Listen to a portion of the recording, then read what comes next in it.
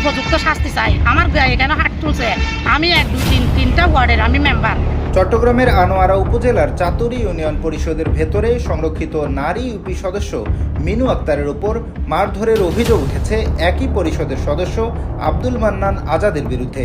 বুধবার দুপুরে ইউনিয়ন পরিষদ কার্যালয়ে প্রকল্প বরাদ্দ নিয়ে আলোচনা সভা চলাকালে দুজনের মধ্যে তর্কের এক পর্যায়ে এই হামলার ঘটনা ঘটে। এই ঘটনায় আহত মিনু আক্তার আনোয়ারা থানায় একটি লিখিত অভিযোগ দায়ের করেছেন। আজকে পরিষদে আমাদের একটা মিটিং ছিল, মানে বরাদ্দ বাজেট ব্যাপারে নিয়ে আর কি। তাই আমাদেরকে সব মেম্বারদেরকে সচিবে ফোন দিয়ে ডাকাইছে, আমরা সবাই গেছি।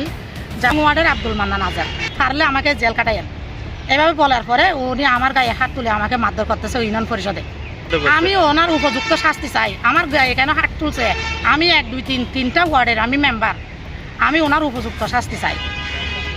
অভিযুক্ত আব্দুল মান্নান আজাদ মারধরের বিষয়টি স্বীকার করে বলেন, পরিস্থিতির উত্তেজনায় তিনি তাকে একটি চড় মারেন। বিষয়টি জানার পর উপজেলা প্রশাসন ও থানা পুলিশ ঘটনার তদন্ত করে আইনগত ব্যবস্থা নেয়ার আশ্বাস দিয়েছে।